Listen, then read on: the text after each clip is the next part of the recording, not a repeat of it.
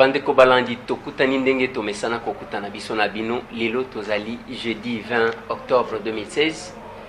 mokolo ya mibale sima ya clôture ya dialogue kuna na OIA corps politique ebimi bayi politique bakobeta masolo na basalon na bango partout au corps bandeko chacun est en train d'interpréter à sa manière corps o ebimi na sima nango bandeko nangai les 19 villes mortes déclarées par le rassemblement, carton jaune, Oyo, et Utaki Koleka, bayi politique et bako sala pe commentaire na bango, yango tolobi que il faut tolu comme on amboka Alain André Atundu Liongo, porte-parole de la majorité présidentielle, to beta na ina nu mwa masolo, to tuna ye mwa mituna moko to mibale, to ebani neleki. Kokoma tozali kokoma tomoni auti kosilisa. Point de presse na ya mokolo lelo, yango tolingi to pesa yena nu possibilité a pesa biso na condenser ya point de presse ya lelo na lingala mbote mwana mboka mbote oza malamu na banzi naza malamu moi malamu lisu pona nini parce que na je na ngao oza malamu to basi ça dalaka. Merci beaucoup tomoni osangisa ki bande kona biso ba journaliste pona point de presse lelo eloko nini yango olobeli message nini yango bengelaki ba journaliste pour que opesa message likambo liboso na debisaki bango ndenge biso na majorité tosebi na lolenge oyo dialogue ebandaki mpe esuki malamu ezalaki likambo ya kokoso otala eloko baloba tobandaki le premier efaisi ya le 15 tokokoma le 1er septembre fait aussi c'est le 15 septembre tokokoma lelo le 20 le 19 et c'est là qu'il est 18 donc ça fait presque 50 jours nakati wana tozoyokana te toza kobongisa tozoyokana te tozobongisa te lokola tosali tosilisi mosala ya processus électoral ekoloba ndenge oyo toyokani kote tosalama mpona ya président ya badéputé nationaux ya badéputé provinciaux soko mpe ekoki tosali mosusu ya mibale tokobandana nini tosalaka nyonso bala moko siko calendrier yango wana bon calendrier balobi il faut liboso seni asala enrôlement ya banani nyonso ya baélecteur nyonso oyo bazo barefonte bandi yango na nord ubangi lobi ekozala na sud ubangi mongala équateur chwapa okatanga lwalaba olomami nini tanganyika donc mpona kosilisa yango nyonso aza na besoin ya sanza zomi ya motoba na mokolo moko yango esili esikoyo epesi problème yango wana ekosila 16 mois après balelo koleka mbula mokolo vers fin ya sanza ya nsima baoctobre boye esili bongo tobandi sikoyo programme ya élection na ndenge asali na toyokani na ba septembre na avril 2018 nde tokosala mapona nyonso wana na lobi mpona nini tosali yango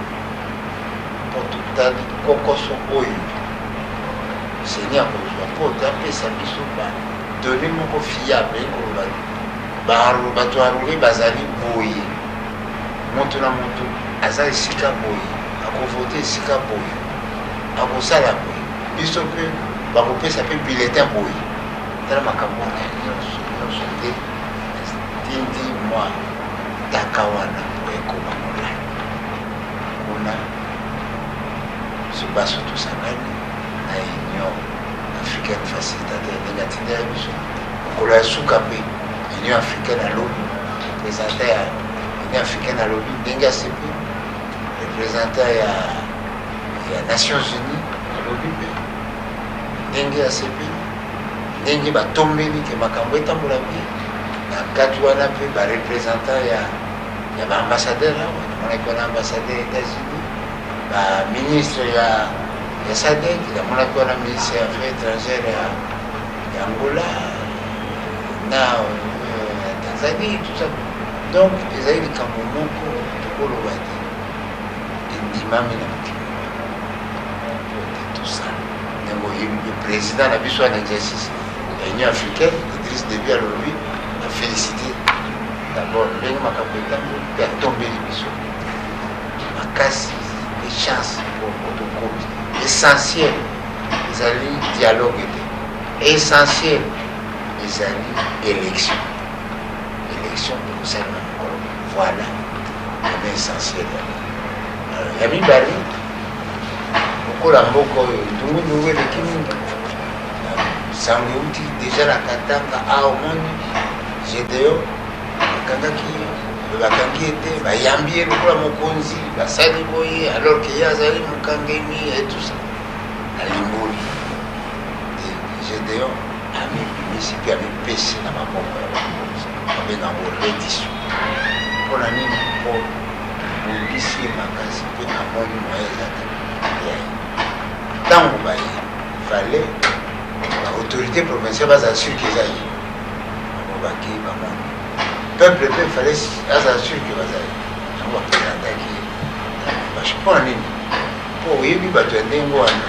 mwa mystike moko ezalaka bokangi ye babi te bakangi ye te baza kokosa wana nde bato sikoyo bayebi ya solo bato Gédéon ya solo makambo sikoyo ekolanda nzela ya lete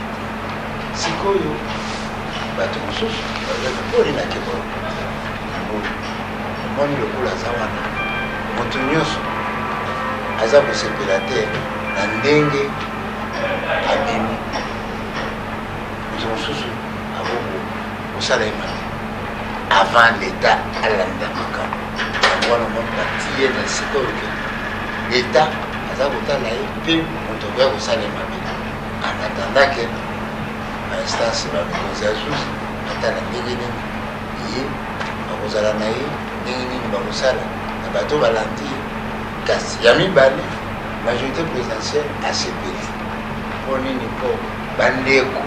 oyo ya territoire oyo jedo azali kosala mobulu mpe komwa bato bakomi kopema siko bakomi kolala na moto bakomi kokenda misala ya bilanga bakomi kotinda bana na classe bakomi kotinda bana mitinda wana ezali très important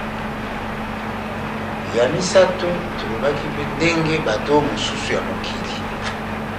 baza komona te kosala oyo tosala eza na ntina te ndenge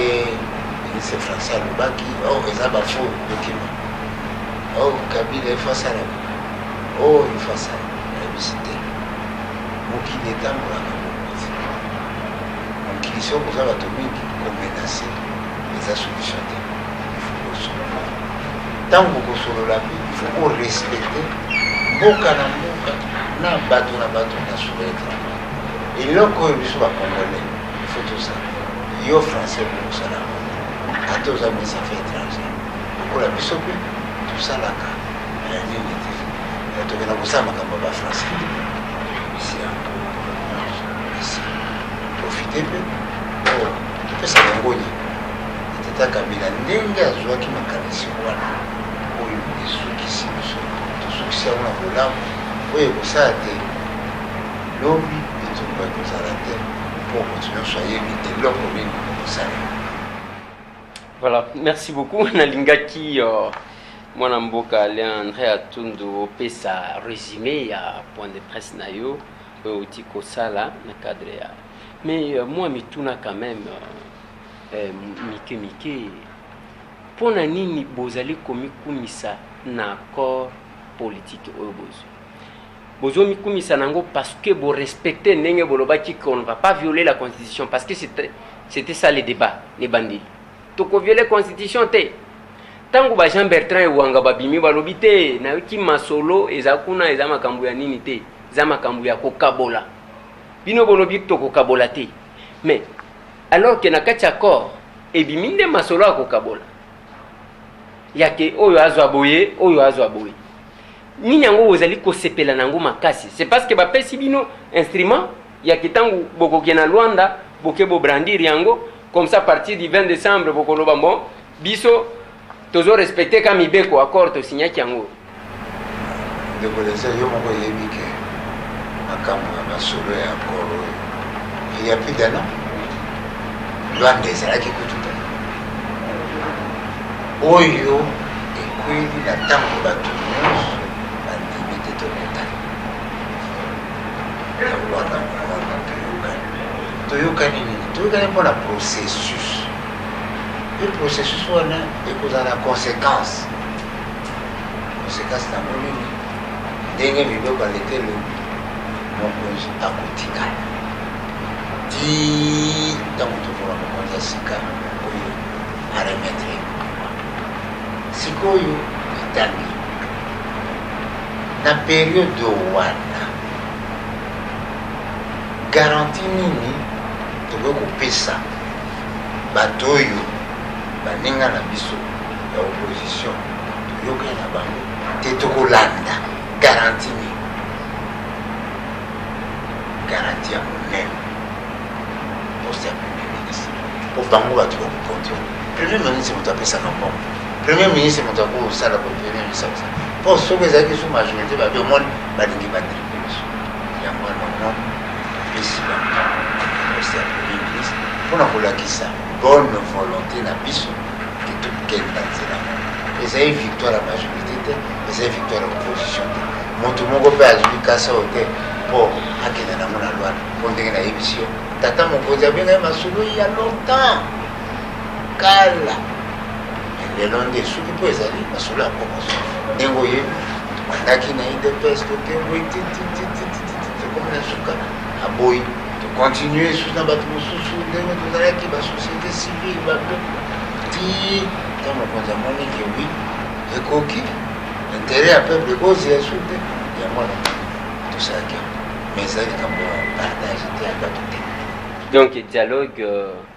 au bouti kosala eza ya résolution 2277 te eza dialogue convoqué par le chef de l'État eza dialogue ya Joseph Kabila si faut le dire. Koloba makambo lokola yo ozalaka na mboko oyo te mpe oyokaka te yo oza journaliste olandaki makambo oyo secrétaire général ya CES alobi makambo oyo représentant ya Union africaine alobi nini dialogue oyo ezali convoqué par le chef de l'État appuyé par le 2277 moto ya ONU mpe alobi yango tozongisa makambo na histoire dialogue chef de l'État abandi nde makambo yango avant bongo résolution eye eza komi contredire te yango na omoni ake bato ya ONU bazalaki wana bato ya Union africaine bazalaki wana daye mpona kopona bayokani etc koloba te moto moko aviole barésolution ya Nations Unies te moto moko aviole volonté ya peuple congolais te ya koluka solution moto moko président mpe aviole constitution te eza droit na ye atake garde donc ozala calme makambo oyo koloba te ke omoni 2277 tozozete 2277 yango wana tosali voilà ordonnance mpe yango wana na 2277 balani c'est bon kasi mwana mboka atundu bino boza mayele ndenge bokendaki na dialogue wana parce que ntango bozoloba ke adapté ya jour oyo bosigné accord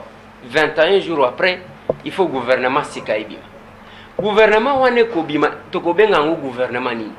parce que c'est un gouvernement qui vient encore dans les mandats en cours de Joseph Kabila parce que wana mandat na esilité ceux qui tozwi du 18 21 jours tokozala je crois le 28 le 8 novembre gouvernement wana tokobenga ngo ndenge nini pona nini bokokaki kozela te Joseph Kabila asilisa mandat na ye bomona que voilà comme les élections n'ont pas été organisées totia appareil boy pour gérer l'État. Et là, qui c'est Hollanda qui m'a soulé à dialogue? Hollanda qui m'a soulé à dialogue? Oui, Bobo yaki kochangwa en direct na RTNC. To senga kibino. Pour tout ça, ma solo ya mapona. Mapona misi, il faut bandeko ya biso kufaza garantie que kosalema ndenge tuyoka pesi bango primature masolo wana ya processus eza déjà enrôlement ya Norubangi lobi enrôlement ya Mongala ya Sud-Ubangi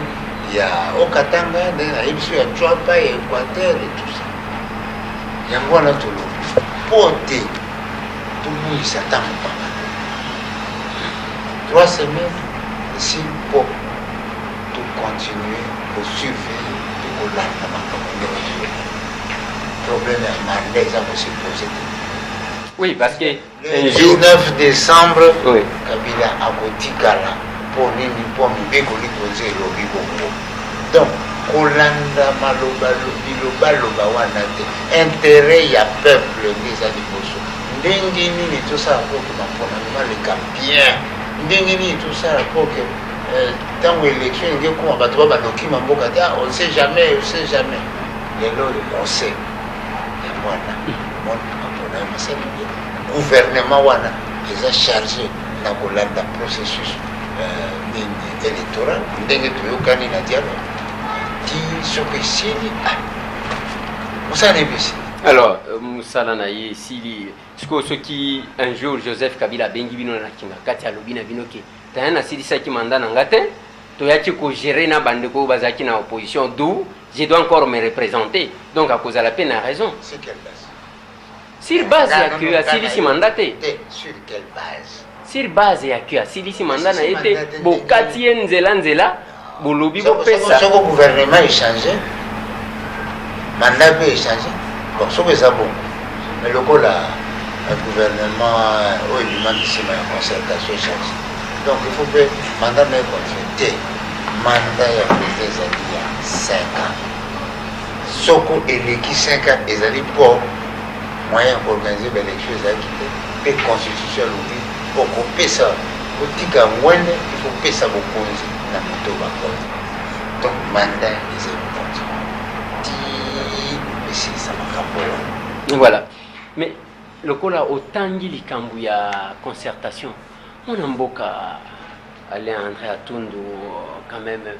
Aujourd'hui on a dit que dialogue na bino wana eza moins eza na valeur muke par rapport même à la concertation. Dans le sens que concertation bien que batu misusu babudaka yango to mona quand même président de la République aya fongoli yango na clôture aye ko clôturer yango bengi même homologue na ye président Sassou aye wana il y a eu quand même quelques ambassadeurs ébélés par rapport ya ba o bazalaka ozomona te que oyo ezaneti ye azakuna te soki dialogue ya lobaki ke boya to solola alobaka te ke bokende bo solola alobaka ke boya to solola nini esali que ye moko azala les grands absents ya rencontre wana est-ce que autant que ordonnance. Est-ce que tu as l'ordonnance? C'est le chef de l'État a béni opposition, majorité présidentielle, la société civile, au Bayoka. Il y a béni pour les alliés, autorité, les alliés, responsabilité. Mais quand il y a ah, bino est-ce que vous avez un problème ni biso to ebi que bato bazana ba problème entre bango na bango.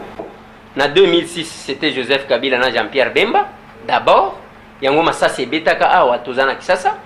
Na 2011 Tshisekedi na Joseph Kabila même tangu Vital Kamerhe kenda ko déposer recours na la Cour suprême de justice abengaka Félix pour na kotalisa que c'est en nom ya Tshisekedi nda kenda ko déposer. Maintenant la rencontre wana c'est pour résoudre quel problème? Dans mon concert, ici, ordonnance wana lobi boye. Zokenda kuyokana po ndenge nini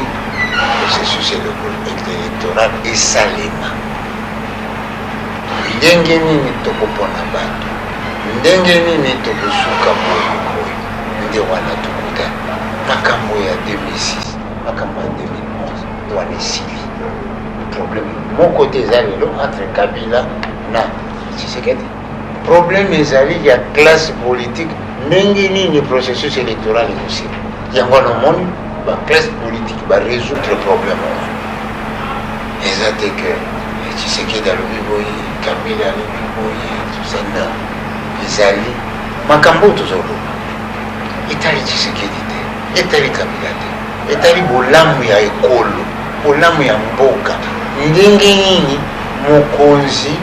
soko alingi ako moto alingi ako mokonzi akolanda nzela nini akolanda nzela ya Kabila te akolanda nzela ya Tshisekedi te akolanda nzela ya mibeko yango oyo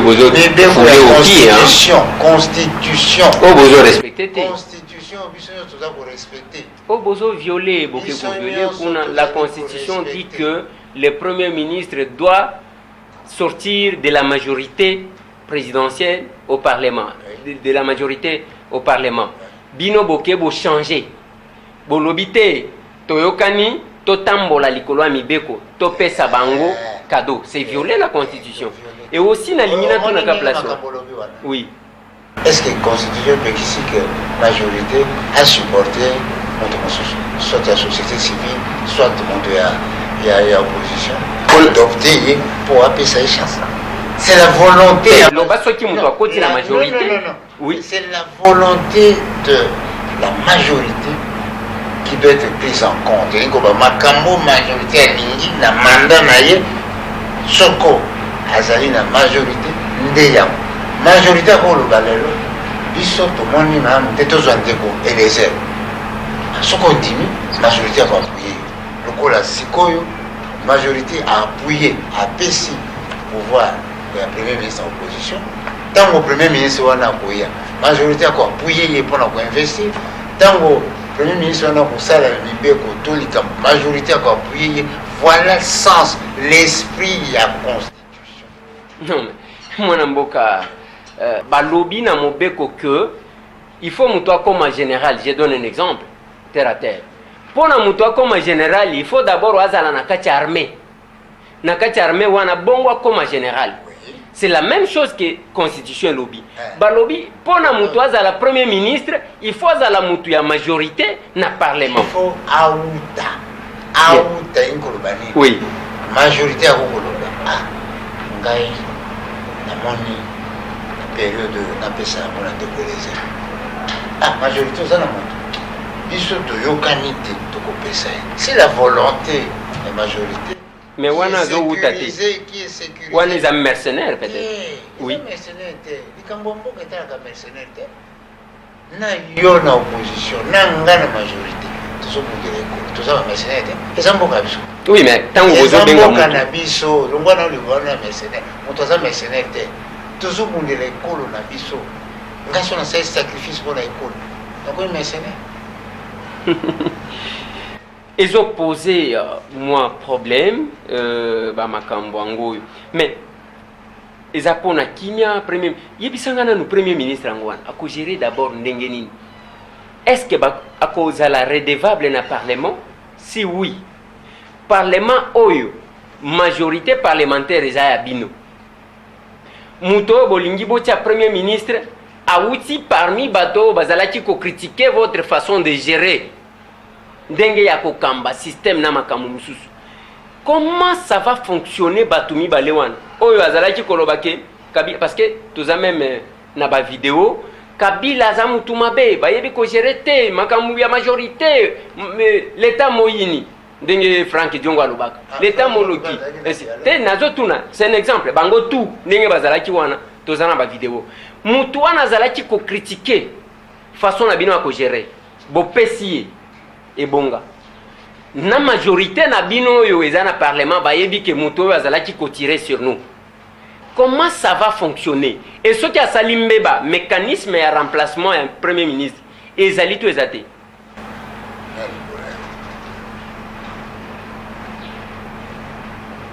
gouvernement oyo premier ministre oyo mandat na ye ezali faire respecter barésolution ya dialogue. Na kati ya résolution ya dialogue wana toyokani ndenge nini tokobongisa mapona mpo ke topesa bato yango garanti ya bonne foi na biso lobi bino bopona moto biso tokosalisa bino wana ezali patriotisme. D'ailleurs représentant ya union africaine facilitateur baloué esprit patriotique na biso biso baso baoyo tozali na dialogue mpona nini totali biso intérêt ya bato soki ezalaka obe moto na moto kabila alandaka baintérêt na ye est ce que azali na besoin ya opposition puisque aza toujours majorité te intérêt ya démocratie. Voilà. Donc problème de c'était tout ce programme d'action vous allez tourner autour d'un processus. C'est normal. Oui. Yo moni nano te bato oyo bayokani te ti bakomesika mo omoi nano te bato famille bayokana te bana babalani. Donc totika kozala pessimiste totala bolamu yetu soki oyo babengaki olingi te souhaite ke baoyo bakendaki makambo etambola malamu koza esprit ya ndoki te soki marché bamonanga moto pamba tika nakotela nganga mpo ke ebeba bamonanga moto te bolamu ekolo esengi yango. Soki oyo botie premier ministre, c'est ça la question mwana mboka tundu. Oyo botie premier ministre asali mbeba, est-ce que accord oyo bo prévoir mécanisme ya remplacement na ye to ya sanction na ye ou bien akogérer na kiyankata soki asali nini bosi botie place. Est-ce que accord est remplacé par le monde et remplacé constitution? Mais mati sur la constitution. Nyonso gouvernement nyonso oza la premier ministre à majorité, oza premier ministre à opposition. Soki basali yo motion de défiance la premier ministre okwe. Mais ça c'est la constitution n'a pas changé. C'est ce qui a pris. Wana mtu wa opposition kande mtu akoya ou bien majorité ko récupérer plan. Non. Wana est-ce que pourquoi oui pour salaki makambo processus nana ko sa processus moto ya majorité moto ya opposition moto ya société civile toyokani to continue. Voilà. Tolobana makambo ya Katanga ngoyo la musi ya Gédéon Kyungu. Est-ce que même tant que PC explication Gédéon Kyungu condamné par la justice congolaise. Condamné à mort. À qui? Ayeko se livrer. Tant ayeko se livrer, total la Gédéon Kyungu alati nini, alati raisi 100%. Nini salut que Gédéon ala tata drapeau ya PPRDT, ala tata drapeau ya parti politique, elamba ya parti politique était akende ko mutu azalaki kolia batu. Azalaki kotambolana sexe ya batu kolie na kingo na mutu a mutu. Condamné à mort. Alata elongi ya chef de l'État. Il y a une façon il y a que ceux qui alati boye, il sera exempté. Yango bo PC Villa, il y a Mounene na Lubumbashi. Est-ce que Azali na amnistie? Est-ce que tu as amnistie? Tu as une amboko qui état de droit. Et il moto oyo asali mabe ba condamné. Azana droit. Moto oyo aza victime. Azana droit. Il faut respecter le droit ya moto na moto na cadre oyo azali. Yango ndi babengaka droit de l'homme. Gédéon azalaki condamné. À m'y rendre, eh bien, bamikonzi batie na disposition. Amiti na disposition à mikonzi batie esika moko oke akokima te pe moto moko akoya koboma ye te po oke asala justice na ndenge ya yo sikoyo Gédéon akomi na maboko ya mikonzi bakopesa na justice est continuée. Le plus important pour la vie, c'est de garantir pour que etuka oyo yazali kosala traumatisme nini eza ndenge nini tokosala mpo to réparer badommage ndenge tokosala mpo to bato bazwa so confiance na ça c'est l'élément le plus important wana nde disposition pratique alors que sort ya gédéon eza na justice n'est-ce pas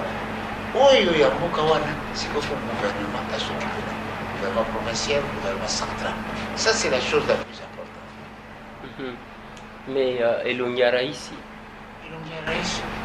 oyo so mwana nano moto te otalaka moliere te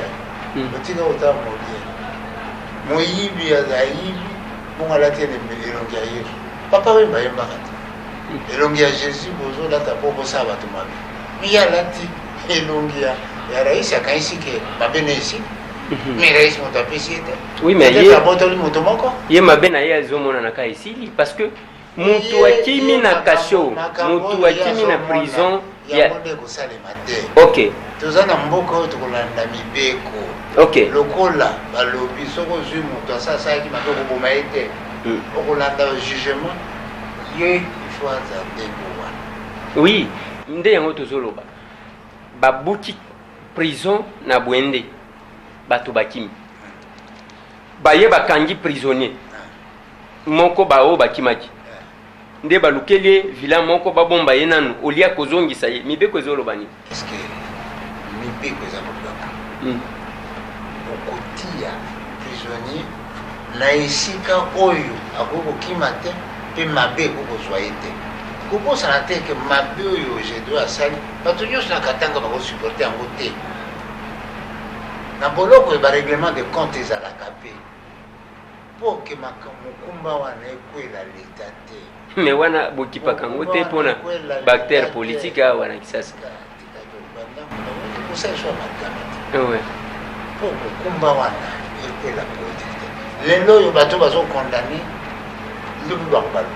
bino bato bobomi gédéon bino lokuta osalaki ye piège osalaki te yango wana leta lobi azala place oyo toza komona aza koéchappe na biso te mpe moto akosalema eza te ke balobi topardone yo okomi nzambe okomi gouverneur kata non mpo basalelaki ye caravane motorisé nalobi donc ezali nécessaire ke bato bamona ye mpo ke masolo ya lokuta amoni ye aza na kisi abimaka boye ye moto bakangi ye te mpo esila c'est pas caravane c'est montrer à la population esalemaka partout esalemaka partout. D'accord. Et toza na suka ya émission mwana mboka tundu. Est-ce que bakor na binoyo et comme memela biso kimia étant donné que Kodio ne bandeli aloba que nous connaissons qui est qui. MLC azana bino na bakor oite. Rassemblement azana bino na bakor oite. Église catholique asukoli maboko aboyango bozomona que vraiment bakoro oyo ekoti komema kimia na mboka ou bien eza moto lisusu bozotia lokola bato ya motangi rassemblement MRC 5 baboyi kotraite makambo ya ekolo biso tokanga maboko totika ekolo ekufa toyokani obi tosala solution ya baproblème oyo biso topesi ekozwa moto nyonso ata lelo oyo so bapesi yo balobi okoma président soko premier ministre okobanda obe na accord peut-être mpona soni okoloba accord te okoreni bato me makambo okotraite ekoconcerne obe refonte ya fichier électoral nini séquence calendrier accord oyo epesi nde solution nalobi eza problème ya moto te eza problème ya démocratie mpe ya ekolo accord oyo eza lokwa dictionnaire oza opposition otangi mo oza majorité otangi mo ata olobi ke na kosomba dictionnaire la rousse te mais Robert mpe ezali donc tozala te tosepela tolobi mosalisi bandeko ya rassemblement boya tokenda eloko moko te ezali wana contre bango eloko moko te ezali wana contre moto ezali yango nalobi ezali victoire ya majorité te contre opposition, victoire ya opposition contre majorité, victoire ya société civile contre majorité opposition. Ezali bolingi ya mboka bo bana mboka bakani te balakisa yango na processus électoral. Bana mboka wana baza minoritaire, hein, parce que les 19 septembre mot d'ordre ebimi, tout paralysé presque sur toute l'étendue de la République. Les 19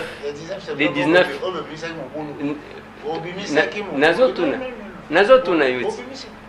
Et puis carton jaune, tout le monde même yo lobby olati quand même elamba jaune bino tout bilamba jaune pour ko respecter mot d'ordre o ba pesa kiti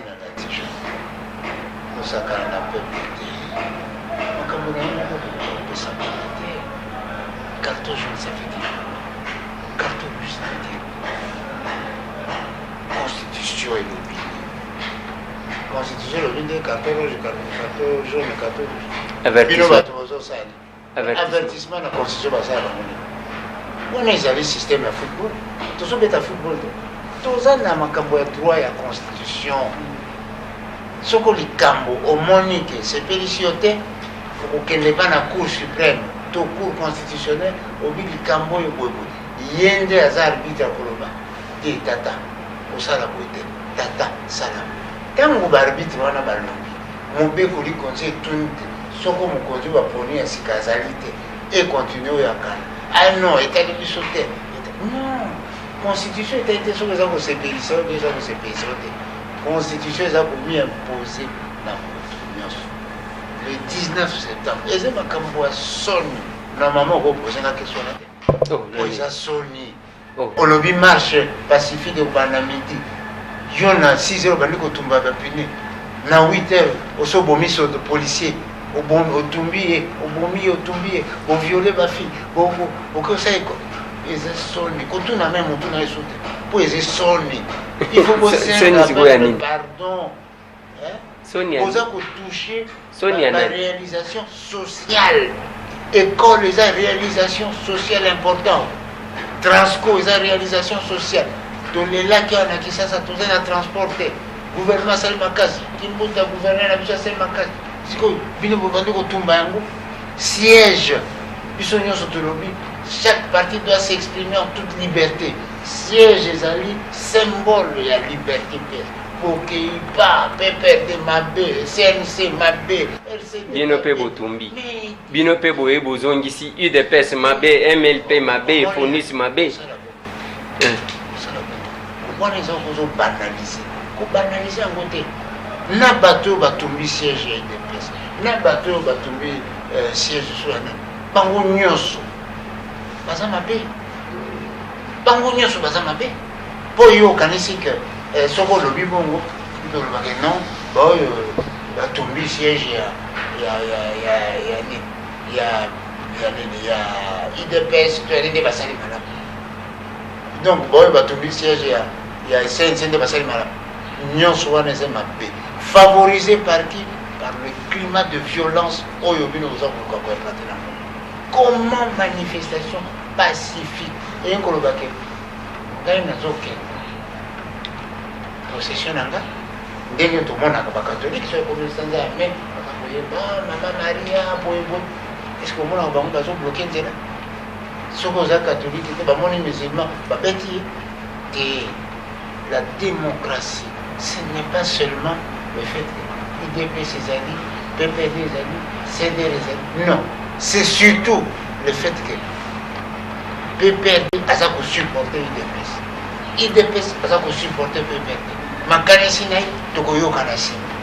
peuple nde akojuge mais soki okanisi ke yo moto oza na raison na place ya peuple te wana balakisi bino kake bino na monga liema boza minoritaire bao baza contre makambo wana nde baza majoritaire lobby les 19 ezala na Goma e paralysie ezala na Butembo ezala na Kasai vraiment makambo wana mosali ezali biso na esala tolobaka zie clair pourquoi boyebi ke na mboka oyo na baaventure oyo bosalaki le 19 na le 20 septembre bato bakomi kobanga soko olobi vie morte tata normal mama normal akotinda mwana na presque responsable ya école normal akondima te bato bayo homme d'affaires normal po investir biloko akobimisa bisi na ye mama maraîchère normal oyo atekaka mikate oyo ateka akosala bapeti oyo ya ntiango oyo ya kaluka oyo bakendaka kosala basirage bakosala yango te mpo toyebi te obili koprofite na yango balandi moderne bazali kobanga bino mobulu oyo kosalaka balandi moderne te moderne sikoyo ville il faut kotikala na ville sikoyo bino bozobima mpona bino bolobi ville moko mais bino nde bozoloba voilà cette ville eza utile banani babimi bango tu tolandi banini te tolandi bareportage biso tosali non toyokela population mawa toyokela mboka na biso mawa tokanisa baoyo bakufa mpona ekolo oyo kobanda libande batiti baoyo bakufa mpona ekolo bakufa na mawa ya ekolo bakufa na makanisi ya bia mpona ekolo totika ezali probleme ya moto moko te eza probleme ya kabila te eza probleme ya tshisekedi te ya fayulu te ya moto te eza probleme ya peuple probleme ya démocratie probleme ya mboka probleme ya afrique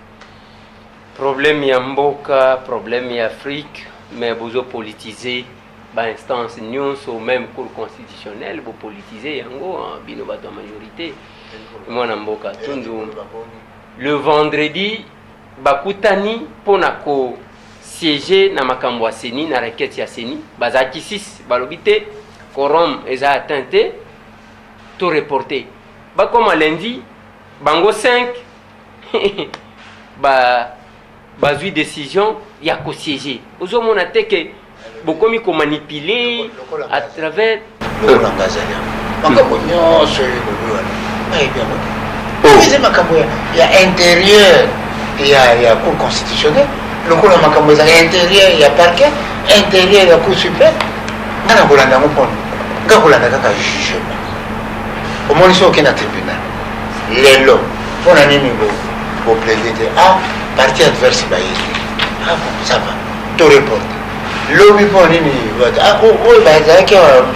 la fois passée bayete ok mpona nini bozete non juge oyo azalaki malade tozi mpona ona procureur ayete te malembe ti makambo soko bato nyonso bakoki esali ezali te makambo oyo poli mais awa sikoyo bato bakoki te bato bakoki te soki mibeko elobi ke mpona kosambisa na dossier boye il faut bato 3 yo vandi yo moko ozwi décision wana eza na valeur juridique te wana eza makambo ya constitutionnel soko bazwi décision moko bo elongo bani te mpo forme ezalaki te bato bakokaki te décision wana babango attaquable c'est-à-dire que moto nyonso akokoloba te eloko wana esalemi te oza kolanda makambo ya jekoko akondane ye basali boye tout ça bakangi ye mpo basali balobi aki kosala aza na boloko tikanga basusu bamoke non oyo wana jekoko abimi jekoko abimi tika justice efonctionne normalement biso tosala politique justice asala justice. Merci moi liloba suka mwana mboka atundu pona bandeko oyo bakolanda yo ezala na Kinshasa ezala na Poto ba retenir nini message nini okoki kopesa na bango to retenir na lobo oyo ekosina biso nyonso baloba akufa paleko kasavu bwaloba tobateleko mobutu aloba tobateleko moze aloba tobateleko Joseph aza koloba tobateleko tobatela ekolo moto moko te akuta libanda alinga ekolo na biso koleka esika biso moko bato oyo nyonso baza kokota na makambo ya bango ezali mpo te soko gouvernement échange nga mpe naza na baalie wana kati soko oyo échange wana eza intere ya mboka lelo oyo moto aza kobatela intere ya mboka selon la constitution ezali Joseph Kabila baautorité oyo baza kokonza biso ezali bagouverneur bajustice oyo ezali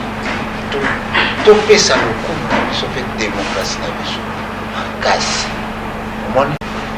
lelo mpo epa na biso ezalaka mpe likambo moke c'est la première fois au monde et comment eloko bokoza olandaki débat oyo ya Hillary Clinton na Trump batuni Trump yo epa na biso ezalaka soko nini moto akwei na likambo na élection akofélicité vainqueur mpe akopesa ya mbote yo kosala alobi nini ebia nakotala mpo soki eza malamu te nakosala c'est ça la liberté la démocratie il faut korespecte mboka na ezali nango il faut korespecte chaque acteur politique na conscience na ye conscience ya acteur politique il faut eza conforme na constitution ndenge conscience ya ba Jean Bertrand et Wanga bamonaki que nous sommes conformes ba Albert Moleka babimi na dialogue ba acteur politique conscience bangwana soko kopesa idée na kati ya dialogue te soko kokomi imposé te parmi ba personnalité mosusu on les a fait nous naza koloba makambo ya seri lelo soko makambo ya Congo ezali kosalela na ONU na Union africaine na Union européenne mondimi ezali kaka mondimi ezali majorité mondimi ezali gouvernement république to respecte bato oyo baza kosalaki biso tozala à l'aise bino mpona nini bokokondane te mabe oyo moto oza député okenda korejoindre opposition korejoindre le pays non, le but ce ne peut pas être le viol de la Constitution, la violation de la Constitution, ni le sang des innocents. N'employez pas le sang des innocents, sacrée vengeance. Merci beaucoup, Mwanamboka Alain André Atundu, bien que Monica Roger Lumbala rejoigne, alors que l'M23, les lots, ils sont partis à majorité, partis politiques qui existent au sein de la majorité dont vous êtes porte-parole. Bango va changer à cabo et ceux qui baquaient babomi bakoti na majorité et ça ne fait pas partie de la majorité, ça fait d'abord partie de la classe politique. Oui, mais membre de la majorité de l'M23. C'est la liberté de chacun. Oui, bah si babomi baye awa Lumbala ndati kali na problème. La pesine ndakisa.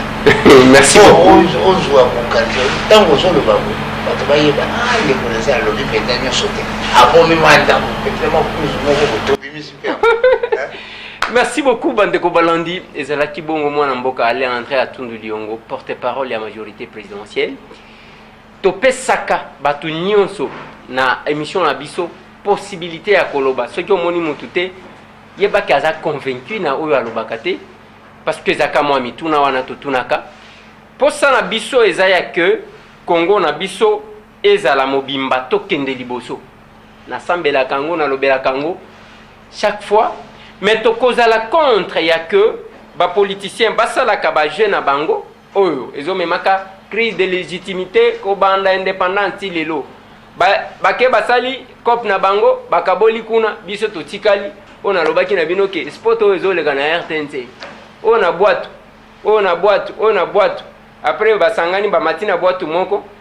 bakatisi ndena tuna kibango banani batikali na sima boke botiki biso kaboy Botika la brancher parce que Zaka Moussal, Tokuta Nambalassim. Merci.